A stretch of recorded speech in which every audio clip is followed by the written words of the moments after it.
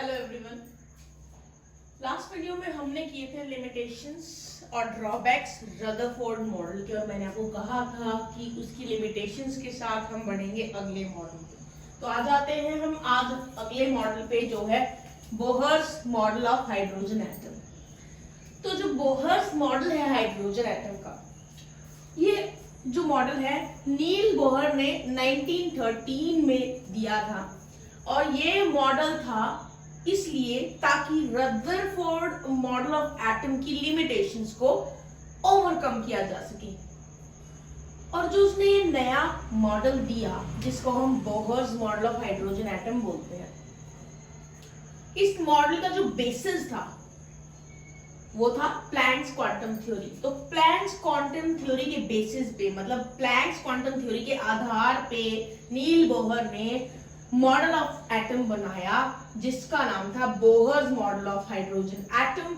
और ये मॉडल था रदरफोर्ड मॉडल ऑफ एटम की लिमिटेशंस को या कमियों को ओवरकम करने के लिए, पूरा करने के लिए। एक तरह से नाउ ये जो मॉडल है, मॉडल ऑफ हाइड्रोजन एटम है, तो सिर्फ ये मॉडल प्राइमरीली अप्लाई होता है हाइड्रोजन एटम पे और उन स्पीसीज पे जिनके आउटर मोस्ट शेल में और जिनके पास सिर्फ एक इलेक्ट्रॉन होता है। तो ये model Bohr's model of hydrogen atom applicable है हाइड्रोजन एटम के लिए, और हाइड्रोजन जैसे एक इलेक्ट्रॉन वाले स्पीसीज के लिए है ये मॉडल। जैसे कि He पॉजिटिव, मतलब हीलियम के आउटर मोस्ट शेल में 2 इलेक्ट्रॉन्स हैं, और He पॉजिटिव मतलब एक इलेक्ट्रॉन रिलीज हो चुका है, तो बच्चा एक इलेक्ट्रॉन से। तो He पॉजिटिव आयन के लिए, Li2 पॉजिटिव आयन के लिए, ऐसे ही Li2 पॉजिटिव आयन में भी एक ही इलेक्ट्रॉन आउटर मोस्ट शेल में इसकी होता है। तो इस तरह की स्पीसीज के लिए ये मॉडल बनाया था बोहर ने, नील बोहर ने। और ये जो मॉडल है हाइड्रोजन स्पेक्ट्रा जो हम पढ़ चुके हैं ऑलरेडी, उसके लिए भी एक्सप्लेनेशन प्रोवाइड करता है। तो अब हम पढ़ने वाले हैं postulates of Bohr's model, Bohr's theory. Bohr's ने जो थ्योरी दी थी बोहर ने, उसके पोस्टुलेट्स पढ़ेंगे। क्या उसने अपनी थ्योरी में डिस्क्राइब किया था, क्या बताया था, वो सारी चीजें हम वन बाय वन पढ़ने वाले हैं। So let's start. Number 1 point, first point क्या कहता है? In an hydrogen atom, electron is revolving around the nucleus in a well-defined circular path of fixed radius and energy. The circular path is known as orbit and the corresponding energy is called stationary state. बहुत easy है। Hydrogen atom के अंदर क्या बताया गया है? Hydrogen atom में जो इलेक्ट्रॉन है वो न्यूक्लियस के अराउंड घूमता है, और जिस तरह से वो न्यूक्लियस के बाहर घूमता है एक सर्कुलर पाथ में घूमता है, गोल घूमता है, तो सर्कुलर पाथ हुआ। और वो जो पाथ है उसका, उस पाथ का रेडियस फिक्स है और एनर्जी भी फिक्स है। जैसे मान के चलिए ये इलेक्ट्रॉन है बाहर, ये इधर, ये न्यूक्लियस है हाइड्रोजन एटम का, और यहाँ पर एक इलेक्ट्रॉन रिवॉल्व कर रहा है। तो ये जो पाथ है, ये इस पाथ में इलेक्ट्रॉन मूव करता है, ये जो सर्कुलर पाथ है इसमें। तो इसने बोला है ये जो सर्कुलर पाथ है इसका फिक्स्ड रेडियस है। रेडियस मतलब सेंटर से लेके आउटर मोस्ट शेल तक के डिस्टेंस को हम रेडियस बोलते हैं। तो ये जो रेडियस है वो फिक्स है इस पाथ का, ऐसा इसने बोला है। और साथ में ये भी बोला है कि जो इस पाथ में इलेक्ट्रॉन घूम रहा है, इस इलेक्ट्रॉन की भी एक फिक्स्ड एनर्जी है। तो जो सर्कुलर पाथ है ये जिसमें ये इलेक्ट्रॉन घूम रहा है, इस पाथ को एक नाम दिया गया है, वो नाम क्या है? ऑर्बिट। और इस ऑर्बिट की जो एनर्जी है, इस ऑर्बिट से रिलेटेड जो एनर्जी है, उस एनर्जी को नाम दिया गया है स्टेशनरी स्टेट। तो please don't get confuse. Stationery state का मतलब यहां पर है कि एक पर्टिकुलर ऑर्बिट की क्या एनर्जी है, वो स्टेशनरी स्टेट होता है। तो एक बार फिर से बता देती हूं मैं। हाइड्रोजन एटम जो होता है उसमें, क्योंकि ये हाइड्रोजन एटम के लिए एप्लीकेबल है मॉडल, इसीलिए मैं हाइड्रोजन एटम बोल रही हूँ, अदरवाइज ये चीज सभी एटम्स के लिए होती है। हाइड्रोजन एटम में जो इलेक्ट्रॉन है वो रिवॉल्व करता है न्यूक्लियस के अराउंड एक फिक्स्ड सर्कुलर पाथ में, जिसका रेडियस भी फिक्स्ड है और एनर्जी भी फिक्स्ड है। जो ये सर्कुलर पाथ है इसको नाम दिया गया है ऑर्बिट, और इस सर्कुलर पाथ के अंदर जो एनर्जी है वो बोलते हैं उसको हम स्टेशनरी स्टेट। सो आ जाते हैं हम नेक्स्ट पॉइंट पे। सेकंड पॉइंट है the energy of an electron in its orbit does not change on its own with time.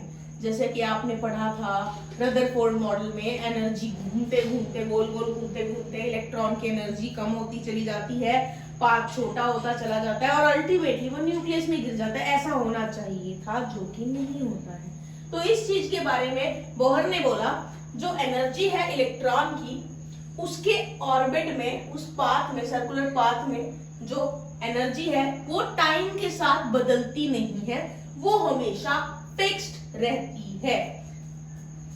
तो अगर फिक्स रहेगी तो पाथ भी सेम रहेगा, एनर्जी सेम रहेगी तो ये पाथ भी सेम रहेगा, और वो जो उसने कहा था कि अल्टीमेटली गिर जाना चाहिए न्यूक्लियस में, ऐसा नहीं होगा। So energy of the electron does not change with time in a orbit.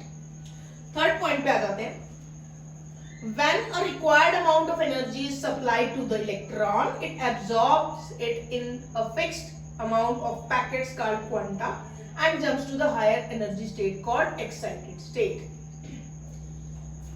फिर बोलता है ये कि the same energy is released when an electron jumps from higher stationary state to lower stationary state, and del E is equal to E2 minus E1.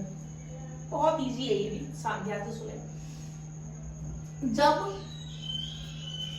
एक fix path में घूमने वाले electron को एनर्जी मिलती है, वो उस एनर्जी को एब्जॉर्ब करेगा और फिक्स्ड अमाउंट्स में करेगा।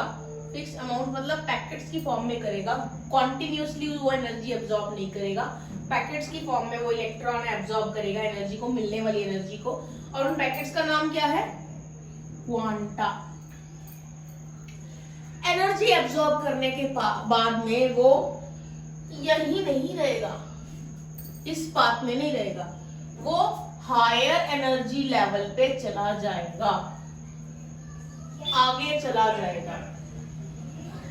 हायर एनर्जी स्टेट जो है यहाँ पे, हायर एनर्जी स्टेट को हम एक्साइटेड स्टेट बोलते हैं। जैसे कि आपको अगर कहीं से पैसे मिल जाए, आपकी लॉटरी लग जाए, तो आप एक्साइटेड स्टेट पे चले जाते हो, उस पैसे को खर्च करने निकल पड़ते हो। That is the excited state. जब वो पैसे खर्च हो जाते हैं तो वापस अपने उसी लेवल पे आ जाते हो, मींस अपना आराम से चुपचाप बैठ जाते हो। ऐसा ही होता है। तो जब ये इलेक्ट्रॉन वापस से जंप करेगा अपने हायर स्टेशनरी स्टेट, ये जो ऊपर गया था वहां से अब वापस नीचे भी तो आएगा, क्योंकि ये जो एक्साइटेड स्टेट है वो टेम्पोरेरी है। एनर्जी मिलनी बंद हो जाएगी तो एक्साइटेड स्टेट भी खत्म, वो वहां से वापस आएगा। जो ये एनर्जी उसने एब्जॉर्ब की थी, वो ही energy, same amount of energy वो रिलीज करेगा और इलेक्ट्रॉन जंप करेगा कहां से? जहां वो गया था एक्साइटेड स्टेट, जो कि हायर एनर्जी स्टेट थी, वहां से वो आएगा लोअर स्टेशनरी स्टेट पे वापस अपने घर, उसी ऑर्बिट में जो उसका ओरिजिनल ऑर्बिट था। जो एक्साइटेड स्टेट थी और जो उसकी ग्राउंड स्टेट थी, ग्राउंड स्टेट किसको बोलते हैं? जो उसका ओरिजिनल ऑर्बिट है, ये जो था इसका ओरिजिनल ऑर्बिट, ये ग्राउंड स्टेट है, इससे बाहर जाएगा, वो एक्साइटेड स्टेट थी।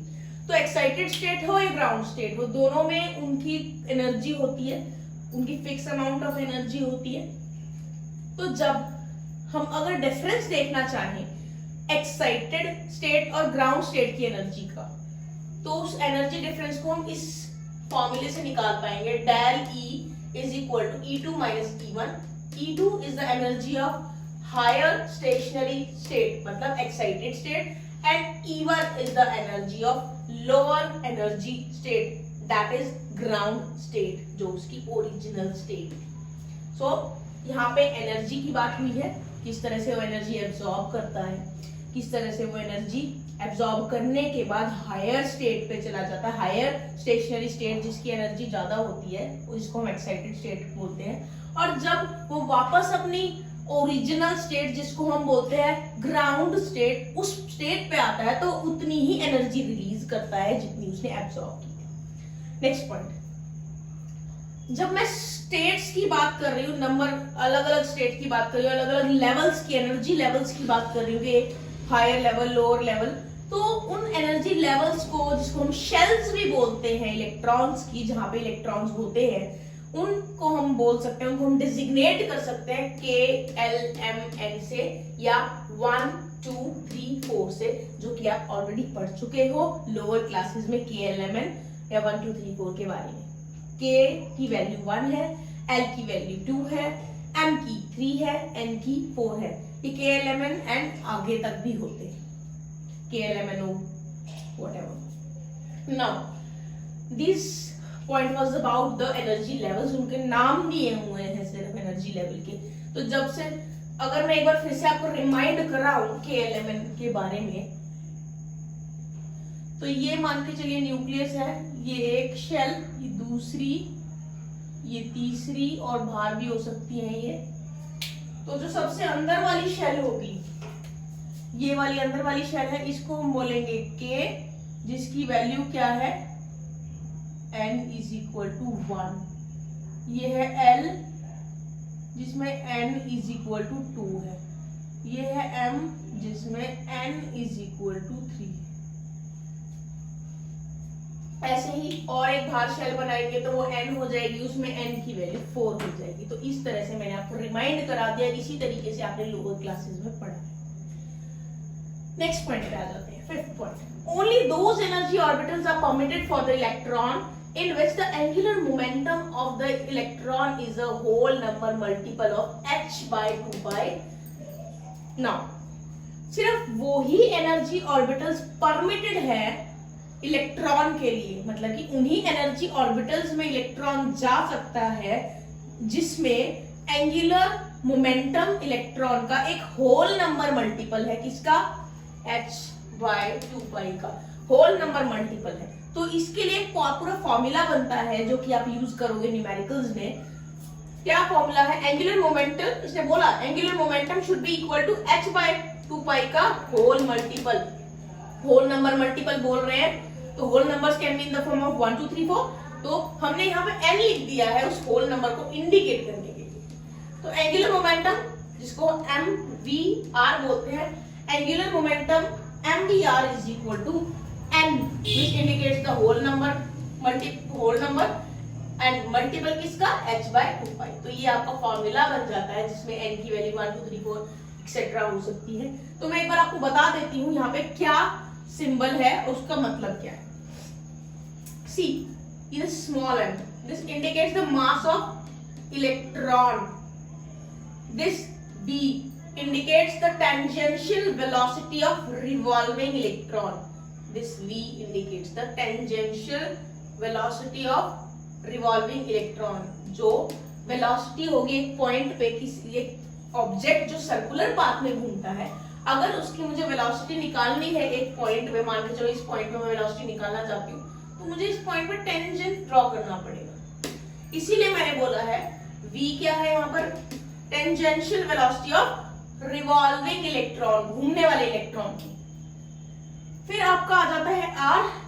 R is the radius of the orbit.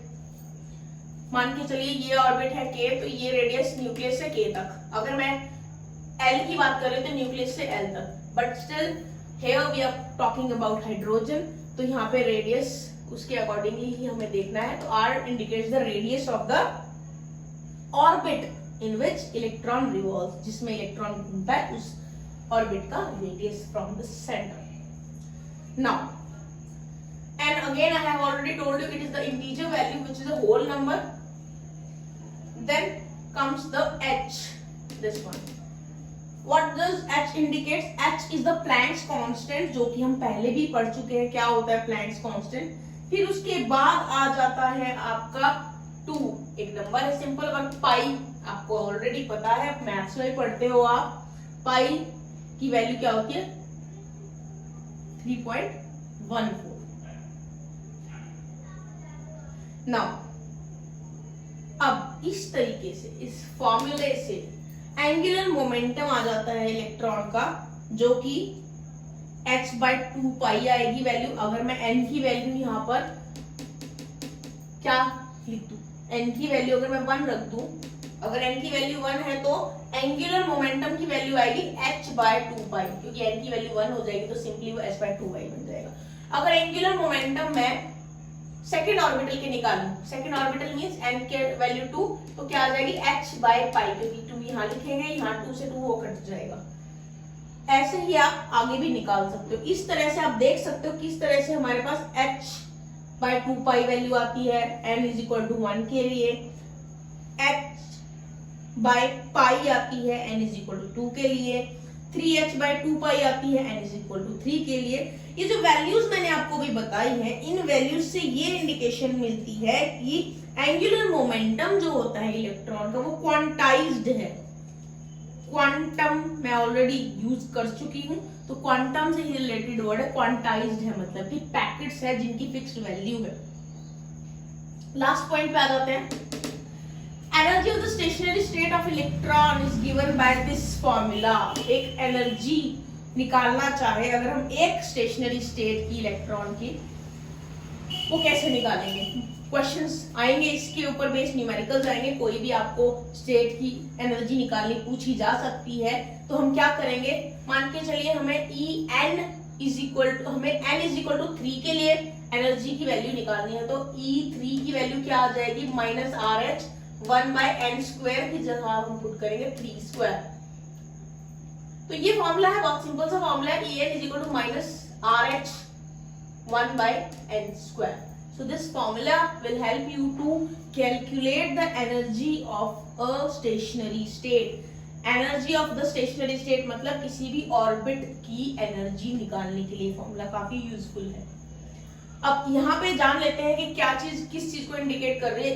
En मतलब energy of the orbit, RH आपका रेडबर्ग कांस्टेंट है, हाइड्रोजन के लिए है, और इसकी वैल्यू है 2.18 × 10⁻⁻18 जूल्स। पहले भी हम रेडबर्ग की वैल्यू कर चुके हैं, वहां पे वो सेंटीमीटर इनवर्स में थी, यहाँ पे जूल्स में है ये। So in this way by the use of this formula you can calculate the energy of the orbital. By using this formula you can calculate the angular momentum of the electron for the given orbit। किसी भी orbit के लिए n की value place करेंगे और हम angular momentum निकाल सकते हैं। तो यहाँ आपने बोहर मॉडल में 2 फॉर्मूले पढ़े हैं, जो कि 2 नहीं 3 फॉर्मूले पढ़े हैं, जो कि आपको हेल्प करेंगे आगे कैलकुलेशंस करने में। तो याद कर लीजिएगा इन फॉर्मूले को। सबसे पहले एनर्जी बिटवीन 2 स्टेट, 2 स्टेट्स के बीच के एनर्जी डिफरेंस को निकालने के लिए ये फॉर्मूला। एक ऑर्बिट में इलेक्ट्रॉन का एंगुलर मोमेंटम निकालने के लिए ये फॉर्मूला है, और एक ऑर्बिट की मतलब कि स्टेशनरी स्टेट की एनर्जी निकालने के लिए ये फॉर्मूला है।